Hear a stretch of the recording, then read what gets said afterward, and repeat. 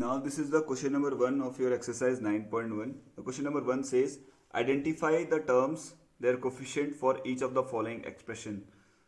Few expressions are given to you in this question number 1 and you have to identify the terms. आपको पहले terms identify करने हैं, then you have to tell their coefficient. आपको उनके coefficient बताना है. So I am solving the two questions from this question number 1 and the remaining part you will do by yourself as a homework.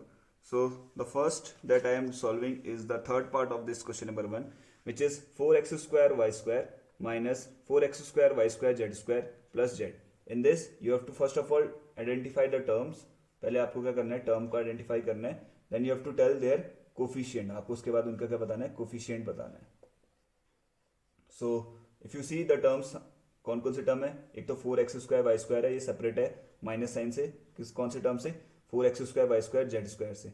And this 4x square y square z square separated है z square से by plus sign. So कितने terms है, 1 2 3, 3 terms है. तो पहला term हमारा हो गया 4x स्क्वायर वाई स्क्वायर और इसका जो कोफिशिएंट है, what is the numerical value in this term, that is 4, so the coefficient will be 4. Now next is your minus 4 x square y square z square. इस term का जो coefficient होगा, numerical value क्या है बेटा, यहाँ पे -4 है, तो कोफिशिएंट क्या हो जाएगा बेटा आपका -4. Now the next is your z square. तो तीसरा टर्म है वो क्या आपका z स्क्वायर है. z स्क्वायर के आगे कोई न्यूमेरिकल वैल्यू है नहीं. So what will be the coefficient. मैंने बोला जब भी किसी वेरिएबल के आगे कोई टर्म वैल्यू नहीं दी, न्यूमेरिकल वैल्यू नहीं है, देयर विल बी व्हाट 1. तो यहाँ पे क्या होगा, 1 होगा. सिंस इसके आगे क्या साइन है, प्लस साइन, तो we will be just writing 1. अगर यहाँ पे माइनस साइन होता तो we will be writing minus z square और कोफिशिएंट क्या हो जाता, -1. क्योंकि यहाँ पे माइनस नहीं है तो इसलिए हम क्या लिखेंगे, जस्ट 1. तो जब भी आपको किसी वेरिएबल के साथ कोई न्यूमेरिकल वैल्यू नहीं दी हुई है तो by default there will be what 1. वहाँ पे क्या होगा बेटा आपका 1 होगा. One more question we are going to do, that is your fifth one, which is x upon 2 plus y upon 2 minus xy. This is the question and you have to first of all tell the terms, then you have to tell the coefficient of that term. So how many terms are there in this? Again there are 3 terms, that is first is x upon 2, another is y upon 2 and third one is your minus xy. So if you see the first term, that is x upon 2, यहाँ पे coefficient क्या होगा बेटा, since nothing is there with this x के साथ कोई number नहीं है तो this will be 1, there will be 1 and upon में क्या आ जाएगा 2. तो coefficient will be what 1 upon 2, किसका, x का. Now the next is your y upon 2. तो नेक्स्ट टर्म है वो आपका y upon 2. Again nothing is there with the multiplication with y, so क्या होगा यहाँ पे, by default there will be 1 on the numerator and denominator में क्या है बेटा आपका 2, तो this will be 1 upon 2. And the third term is your minus xy. Again इस वेरिएबल के साथ कोई नंबर नहीं है तो यहाँ पे क्या आ जाएगा 1. सिंस इट इज माइनस तो दिस विल बी -1, तो कोफिशिएंट क्या हो जाएगा माइनस xy का, दैट इज -1 हो जाएगा. So one more question is there that we will solve, that is sixth one, in which decimal numbers are there. So -3q,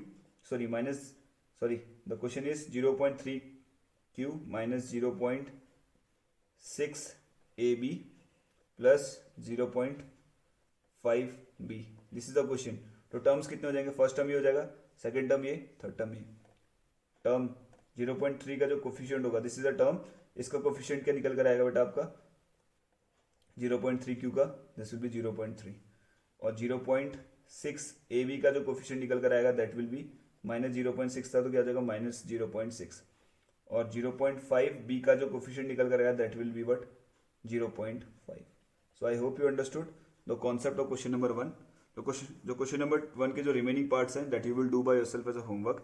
now coming to the question number 2. Question number 2 में आपको करना क्या है बेटा, in this question number 2 आपको क्या दिए, polynomials given है. बेसिकली मैंने बताया था पॉलिनोमियल्स होते क्या हैं, these are what algebraic expression, जिसमें जो वेरिएबल्स होंगे क्या होंगे, होल नंबर के, वेरिएबल्स की जो पावर होगी वो क्या होगी, होल नंबर के फॉर्म में होगी.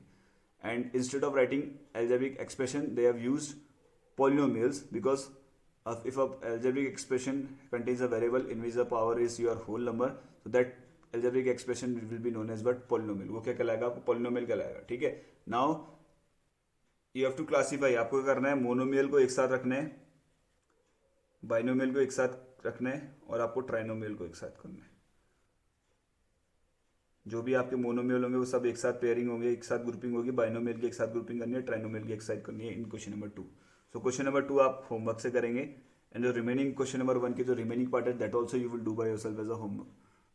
सो with this we finish up the today's class. That's all for today. Have a good day. Thank you. जय हिंद।